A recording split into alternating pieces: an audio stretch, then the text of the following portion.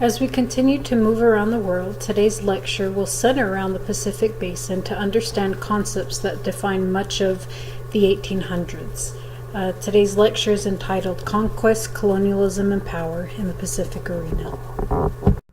For people in the Pacific, the 19th century was a period of revolutionary change as foreign powers actively engaged in imperialistic pursuits, resulting in the expansion of Western civilization, which pushed indigenous societies into the new and modern world. The United States and many European powers viewed the Pacific Islands as a stepping stone to the markets and natural resources of Asia. Terms that define this time period include colonialism, which is the policy or practice of acquiring full or partial political control over another country, occupying it with settlers and exploiting it economically. This happened all throughout the Pacific as England, France, Germany, Spain, and the United States all tried to stake claim and ownership of the different islands. Second term, imperialism, is the policy of extending one's country's power and influence through diplomacy or military force. If you've taken a Hawaiian history class or are familiar with Hawaiian history, one of the most notable examples of American imperialism was the annexation of Hawaii in 1898. In this political cartoon, you can see England extending much of its power and influence over Canada, India, Ireland, and Egypt, just to name a few. For Americans in the 19th century, manifest destiny was a belief that defined the perception many people held and ultimately justified Western expansion. The belief was that settlers were destined to expand across North America. It was their God-given right and responsibility to colonize the West.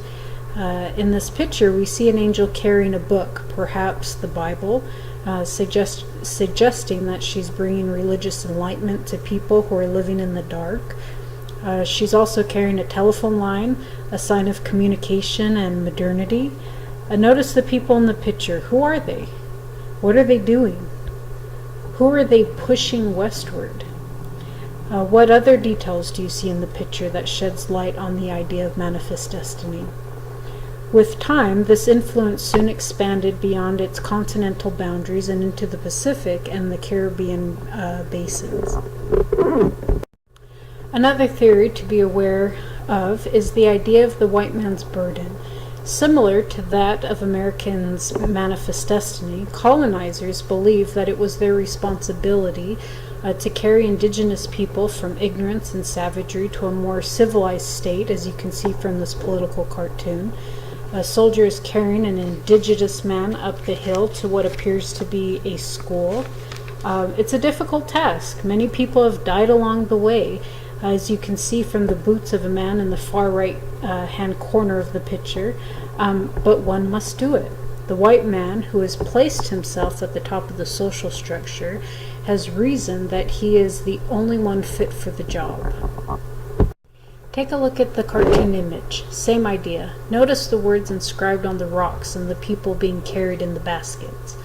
Uncle Sam and a former U.S. president are carrying an African, a Chinese, an Indian, an Arab, a Cuban, and what appears to be a Native American and possibly even a Samoan. They are carrying them past savagery, ignorance, oppression, and other vices inherent in their race, up to civilization. The message is clear. Native people were not civilized prior to the 19th century, but with the help of the white man, they can be civilized. They can be educated. There is hope for these people. Again, this was simply the mentality of many colonizers at the time. It's what they used to justify their actions. Principal agents of this mentality were Christian missionaries. In the 19th century, various religious organizations, including the London Mission Society, the Wesleyan Church, Catholic Church, and other Protestant denominations, sent missionaries into the Pacific world with hopes of Christianizing and civilizing the heathen race. Among the faiths that found remarkable success among Pacific Islands was the Church of Jesus Christ of Latter-day Saints. First established, or as we know it as restored in 1820, the Church of Jesus Christ quickly spread across America. Not satisfied to limit their growth to America or even Europe, church leaders early on eyed the Pacific world. Historians Laurie F. Maffley Kipp and Riedel Nielsen say that 7 years before Mormon pioneers entered the Salt Lake Valley, missionaries were already proselyting far beyond the western coasts of America. According to Mormon theology, the Polynesian people were direct descendants of the House of Israel. LDS historian Grant Underwood suggests that Polynesians were part of the God's chosen people, and that a mission to convert them to the restored gospel was among the top priorities of leaders of the Church of Jesus Christ. In effect, missionaries were sent to the Pacific, and it did not take long for the Church of Jesus Christ to establish a prominent presence in the islands of Tahiti, New Zealand, Hawaii, and Samoa. In Tahiti, missionaries arrived in 1844 and baptized over 2,000 people by 1852. Success in Hawaii was even greater as the church witnessed over 4,000 baptisms in 4 years. When missionaries began preaching in New Zealand, they converted nearly a tenth of the Maori population in less than 10 years. By the 1850s, the worldwide church membership of 60,000 included several thousands of people from the Pacific Islands. Thus, being a newborn religion of the 19th century, the Church of Jesus Christ of Latter-day Saints did relatively well in every Pacific Island group it visited, except for one, Tonga. Tonga emerged from the 19th century as the Pacific Island group most resistant to Mormon missionary efforts. LDS missionaries arrived in the Tongan Islands in 1891 only to be removed 6 years later.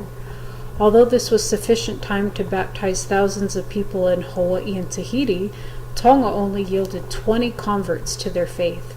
This anomaly is all the more puzzling because Christianity was already the accepted religion, and the Tongan Constitution granted religious freedom. So, why were LDS missionary efforts so unsuccessful? Before I share the answer to that question, it's important to return back to the beliefs and ideas that accompanied Conquest and Colonialism during this time period.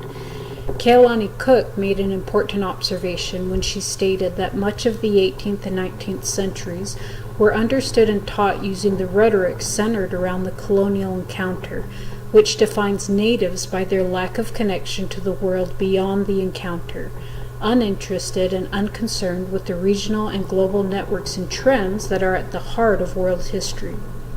Having such a perspective, though, is detrimental to one's understanding of the Pacific, as it maintains the idea that native people were passive agents in history who were simply being acted upon as colonial powers entered this arena and staked claim to lands that were already occupied. What I would like to suggest instead is that natives were active participants in their stories. They were fully aware of the regional and global networks at play all around them. How they reacted to this colonial encounter varied on every Pacific island. However, in the case of Tongans in the 19th century, it is no coincidence that Tonga emerged from the 19th century as the only Polynesian island to both resist LDS missionaries and to have maintained its native monarchy. Resistance came from all social classes, but it was the influence exercised directly and indirectly by the native king George Tupou as he sought to maintain control of Tonga in the face of internal and external challenges that served as the primary reason the LDS mission failed in Tonga. The way power worked through religion in Tonga was a complex matter, yet shedding light on this story reveals that Tongans were very much aware of the forces at play in their colonial sphere, and they sought to take an active role in the fate of their country. Tonga is one of 6 Polynesian nations located in the heart of the Pacific Ocean. It's situated about 1,000 miles north of New Zealand and 500 miles south of Samoa. Over 170 islands make up the Tongan archipelago. However, only 36 are inhabited by people. Tonga is divided into three major geopolitical island groups, namely the Tongatapu group in the south, the Ha'apai group in the center, and the Vava'u group in the north. The Christian missionaries that preceded the LDS missionaries to Tonga had a profound effect on both the Tongan society and the reception in 1891 of the first LDS missionaries. Keeping in mind the 18th century perception of the white man's burden, the London Mission Society made the first attempt to Christianize the Tongan people in 1797.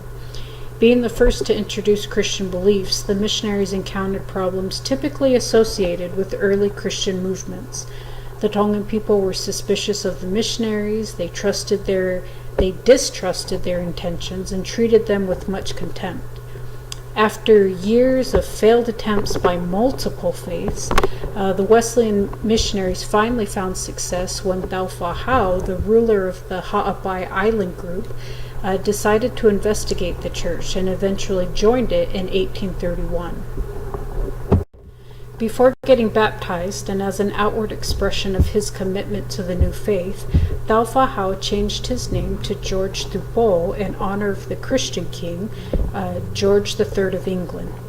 The King Tupou's conversion to the Christian faith had a huge effect on the people because it made the strange religion no longer forbidden to them. Tupou wanted the missionaries to open up Christian schools, and he encouraged his people to learn how to read and write. Tupou's influence over the Tongan people grew considerably when he was crowned the first king of Tonga in 1845, and made the Wesleyan Church the national religion. Hundreds of people followed their leader and entered the Christian realm. While Tupou exercised tremendous power over the people, there were some village chiefs who opposed his leadership and his religion, and openly resisted his power by welcoming Catholic missionaries into their village, and they joined their church instead, using religion to defy political power, which ultimately led to a civil war.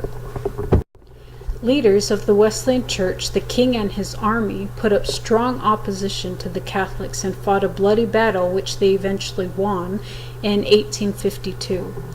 However, suggesting the intersection between missionary activity, Western imperialism in the Pacific, and the evolution of Tongan politics, the king was forced by the French governor to sign a convention that prohibited any discriminatory acts against the Catholics. Tupou opposed the new religion, however he signed the agreement so as to avoid complications with France. France was notorious in the 19th century for pursuing its national interests in the Pacific with the help of its naval forces. Because French nationalism was closely linked to the Catholic Church, the French Navy served as a constant protector for its missionaries. It was crucial that Tupou maintain friendly relations with this powerful outsider if he was going to both consolidate his power as the first king of Tonga and create a powerful island kingdom. So, consequently, Tupou reluctantly permitted Catholic entrance into Tonga, giving them a small but firm foothold. Their secured presence served to reinforce the political and religious divisions that were coming to define the country. Hostility between the two churches never completely disappeared. In fact, the religious turmoil intensified as the Wesleyan Church began to experience its own internal strife as the second half of the 19th century began. In 1885, 7 years before the first LDS missionaries arrived, King Tupou made the risky decision to cut off all ties with the main Wesleyan Church in Australia. He didn't like that all church donations made by his people were shipped off to Australia and used to build churches in other islands. The very influential Tongan Prime Minister Shirley Baker also convinced him that the British were planning to use the Wesleyan Church as a means of taking possession of Tonga. In effect, the king broke off all ties with the Wesleyan Church and created his own Free Church of Tonga, in an attempt to insulate his country from the direct colonialism faced by so many other Pacific islands, and to protect his own position of power and the elites who supported him. The Free Church of Tonga was still a Wesleyan church in every aspect, except that it was independent of outside rule. When King Tupou created his church, he demanded that the Tongan people follow him. Although many people in Ha'apai and Vava'u obeyed his command and joined the church, there are many others in Tongatapu, including chiefs and commoners, who refused to abandon the Wesleyan church because they believed that the king had no right or authority to create a new church. Thus, persecutions against these loyalists erupted, and for 2 years the state was once again in religious turmoil. Many loyalists, including women and children, were brutally killed, their homes were destroyed, and much of their livestock was shot. In 1887, Tupou's campaign bore fruit. The Wesleyan population drastically decreased from over 300 strong in January to less than 25 people in February. When the British government got word of the affairs in Tonga, the British quickly intervened on behalf of the Wesleyan survivors and demanded that King Tupou correct his misdoings, or else they would take action against them. King Tupou relented and put an end to the persecutions and allowed exiled Wesleyans back into Tonga. While King Tupou complied with British demands, his actions against them and against the Catholics in years previous made it clear that while he remained firmly committed to Christianity, he saw the place of religion in Tonga as inevitably tied to the nation's politics. King Tupou's version of Tongan nationalism was closely linked to his church, and the presence of any other religion was a threat to his power and prestige as the King of Tonga. So while he made peace with the Wesleyans and tolerated their presence in Tonga, the island nation continued to experience religious and political turmoil. This is the situation that LDS missionaries found themselves in when they arrived in Tonga on July 15, 1891. Their experience helped shed light on the relationship among religion, Tongan social structure, and colonial politics of the Pacific. Tonga was still recovering from civil war when the first 2 LDS missionaries arrived on the island. However, despite King Tupou's obvious attempt for other religions, the missionaries had no problem entering. In fact, when LDS missionaries Alva Butler and Brigham Smoot arrived, the king not only allowed them into Tonga, but he agreed to entertain them in his palace the very next day. The LDS missionaries introduced themselves and explained their intentions for coming to the islands, which were to establish a mission, spread the message of a restored gospel, and to baptize all those who believed in the religious teachings. The king listened through an interpreter and instantly granted them permission to preach. He even wished them success in their efforts. The missionaries graciously thanked the king and then proceeded to have the LDS Articles of Faith read to him.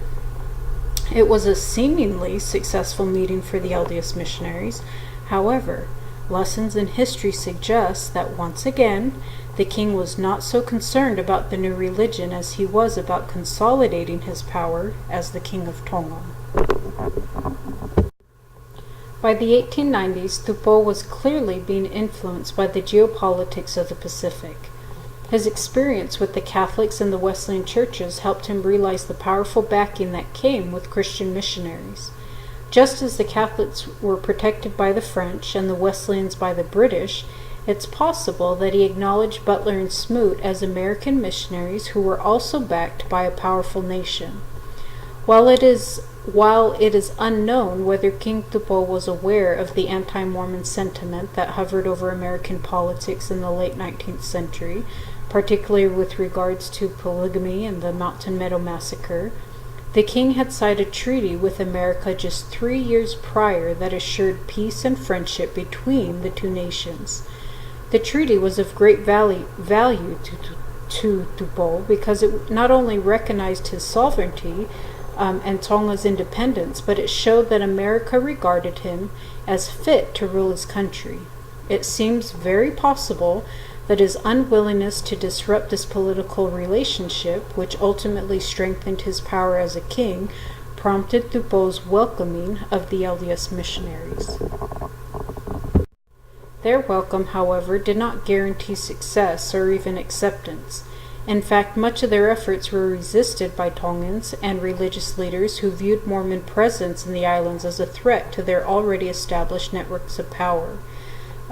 religious leaders took advantage of their power and influence by prohibiting their members from associating with the LDS missionaries. Since showing respect and loyalty to leaders was deeply rooted in Tongan culture, people did not hesitate to listen to higher authorities. During a measles outbreak in 1893, the LDS missionaries offered to give a native Tongan a blessing of health. Fearing that his brother Vaka might think Alipate refused the blessing. The missionaries later found out that the ministers of the Free Church of Tonga talked to Vaka into believing that if he had anything to do with the missionaries, his job as a policeman would be taken from him. LDS missionary Alonzo Merrill later wrote, "The ministers tried to make the people think that one must be a member of the King's Church, as it is called, in order to be loyal to the government. Alipate was afraid of his brother, and Vaka was afraid of being disloyal to the government, which, in his mind and that of others, was intimately tied to the perception that he might be disloyal to the Free Church of Tonga, and which also had dramatic material ramifications. Thus, loyalties to religious and local leaders strengthened the kinship bond and kept LDS missionaries on the periphery." To further illustrate how the relationship of power between religious leaders and Tongan elites worked in Tonga, it's helpful to look once again at the LDS missionaries' first attempt to establish a school in Mu'a. In the beginning, quite a few people expressed interest in joining the Mormon school. On the first day, 18 names were put on the roster, though this number quickly decreased over a matter of days. LDS missionary Butler was convinced that the other church leaders told local chiefs not to let children in their village attend the Mormon school. In frustration, Butler recorded, "The people are afraid of their chiefs, and if they say not to go, they will obey. They are a queer lot to deal with. A person does not know how to take them." On a similar note, Merrill wrote a few days later, "Our school seems to be almost a failure. The missionaries of other churches have advised the people not to come.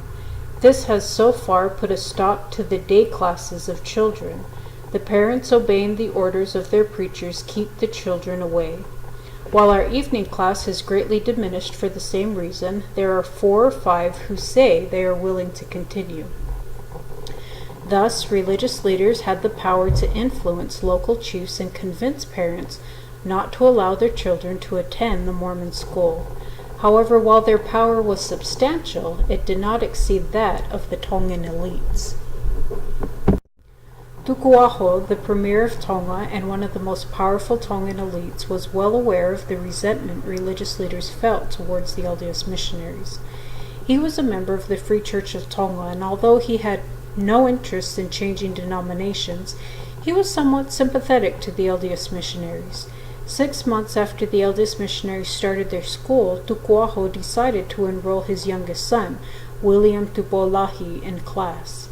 Merrill, overjoyed by the news, related, "We think it will have a good effect on these dignitaries to take some interest in us, and we hope and pray that the school will succeed." Merrill understood the kind of power that accompanied Tukuaho as the Tongan elite, and he knew that his interest in the school would have a positive effect on the people. It is unknown how long William attended classes, but every time he was in school, the missionaries also counted more students than usual. Merrill noted the difference on February 21, 1894, when he stated, There was quite a crowd of boys in school today, and it looks well towards success." The sudden increase of students caused by Tukuaho's decision to enroll his son in school illustrates how much influence the Tongan elites had in Tonga.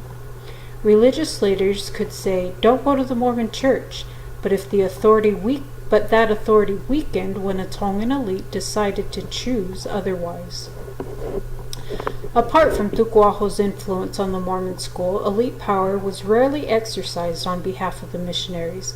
Yet Tukuaho's actions further illustrate the hierarchy of power that dominated Tonga in the late 19th century. Tongan culture placed Tongan elites on top, religious leaders in the middle, and local chiefs at the bottom. LDS missionaries tried to secure a place for themselves within the hierarchy of power, but resistance from higher authorities kept them on the periphery, making it difficult for the missionaries to establish a firm foundation for the Mormon Church. Still, one possible source of power for LDS missionaries were their ties to the American government and the king's need to establish better relations.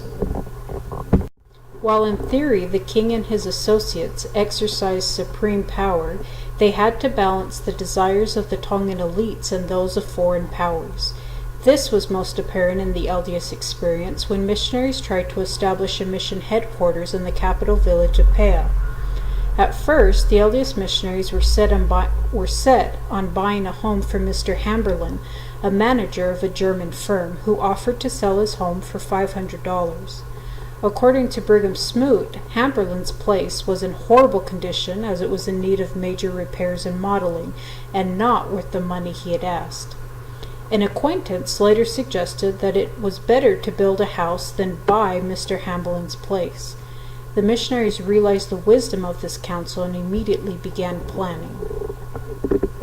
The decision to build a house, however, proved more difficult than the missionaries anticipated. They soon found that the Tongan elites were against the plan. They first presented their request to Tumi, the Minister of Lands, who hesitated to accept it, and instead took the request to the king for approval.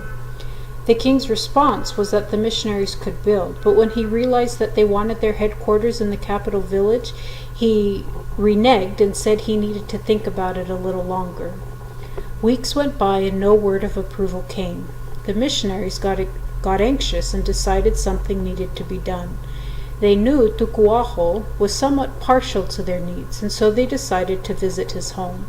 They explained the situation to him and stated their need to receive an answer as soon as they were expecting new missionaries and had nowhere to house them. Tukuaho promised he would meet with the king and see if he would speed up the process. However, even with this promise, the missionaries waited in vain for an answer. Rumors circulated that special visits to the king from quote-unquote Christian friends was the reason for the postponement. Smoot heard that Mr. Moulton, chief minister of the Wesleyan Church, had visited the king to discuss the LDS land request. Concerned about their discussion, Smoot decided to pay a visit to the English consul, and he found, quote, the reason the government was waiting on this land request was because they had written to the American consul in Samoa asking him if he would be angry if they did not grant us land, as the treaty between Tonga and the U.S. is that America shall have equal rights with the people of this kingdom and vice versa. Mr. Leaf said they didn't want to grant us land, but he told them they had better grant us a peace if they wanted to keep friendly ties with the U.S., unquote. The king held out on the LDS missionaries for so long because he was hoping to deny their land request without getting into trouble with foreign powers, particularly the United States. The king knew very well what would happen if he angered powerful outside nations, as the French responded quickly every time the Catholic missionaries were mistreated. When Catholics first attempted to enter Tonga in the 1840s and were denied, the French government intervened and made a special visit to Tonga. Reverend Moulton explained that, quote, as a result of this visit and the threats of reprisal by the French government and the priests were allowed to remain and receive a grant of land, unquote. In fact, he ordered King Tupou in writing to, quote, return the missionaries to Ha'apai in his own ship, give them a place of land as large and as well placed as that of the Wesleyans, to fence it, and within 3 months to build on it 2 houses the same as those of the Wesleyan missionaries, unquote. The power that France had to make such demands made it clear that although Tupou was the king of Tonga, his power was limited when it came to international affairs. So when Tupou received the letter from the English consul and realized that his relationship with the United States might be in jeopardy if he did not grant the LDS missionaries land, he quickly made sure the missionaries' needs were met. However, While satisfying the concerns of the American consul eliminated possible complications with America, it did not satisfy his own concerns about the LDS presence in Tonga. So he crafted a plan that would satisfy both parties. Instead of allowing the missionaries to build their headquarters in the capital city, he gave them land in the remote village of Mu'a, located 12 miles outside of town, thus successfully maneuvering his way through a difficult situation and ultimately coming out on top. He satisfied both the local and international powers and demonstrated one of the reasons why he was able to retain his power over the Kingdom of Tonga, while native governments in other Pacific islands were being stripped of their power by expanding Western forces. While LDS missionaries made a worthy effort to secure a foundation for the LDS Church in Tonga, their attempt ultimately failed and the mission was closed in 1897. LDS missionaries experienced quite a bit of opposition from other churches. However, a much deeper and complex political and religious situation in Tonga reveals what appears to be the most important reason for the negative outcome of the LDS mission. George Tupou was still learning how to be a king and how to properly run and maintain an island kingdom in a region that was quickly being colonized by foreign powers. As his influence was confined within the Tongan borders, it was important that he consolidate his power and suppress any possible threat to his authority. Evidently, the way Tupou chose to do so was through gaining religious capital. By accepting the Wesleyans and rejecting the Catholics, Tupou made it clear that he wanted unity. Unity would strengthen his nation and prevent any possible threat to his power. When he later defected from the Wesleyan Church to create the Free Church of Tonga, Tupou revealed his growing fear of foreign imperialism and his desire to resist its encroachment. The resistance of a small majority of Tongans who did not join his church, however, complicated the situation for Tupou and forced him into a civil war that bitterly divided the nation. It was then that LDS missionaries arrived, and King Tupou was not particularly anxious to allow another religion into his country, especially an American church that was rumored to have strange religious practices. Without the support of King Tupou or other prominent leaders, the LDS missionaries did not have sufficient capital upon which to build a foundation. They relied heavily on the individual conversion of commoners rather than on gaining the respect and acceptance of men with greater influence and power. Consequently, they experienced very little success. However, their story did not end in 1897.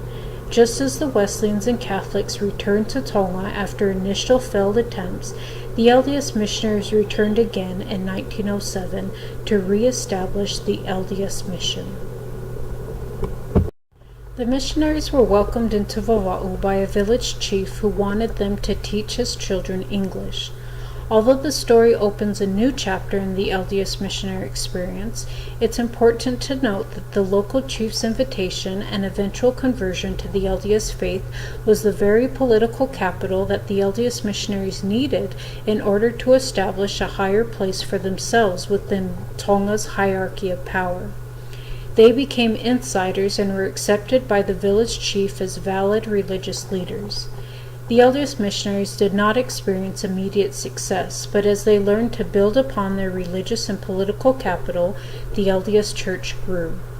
Today, the LDS Church is well and thriving in the Tongan Islands. It stands as one of the most prominent and well-respected churches in the islands. By percentage, there are more members of the LDS Church in Tonga than any other nation in the world. With over 45,000 members, 16 stakes, 90 church buildings, a dozen middle schools, 2 high schools, and a temple, the LDS Church has undoubtedly made significant growth in Tonga since the time Butler and Smoot first set foot on the islands in 1891. This story of failure and success, resistance and power demonstrates that while colonization and imperialism defined much of the Pacific arena in the 1800s, natives played an active role in solidifying their place in society in this new and modern world.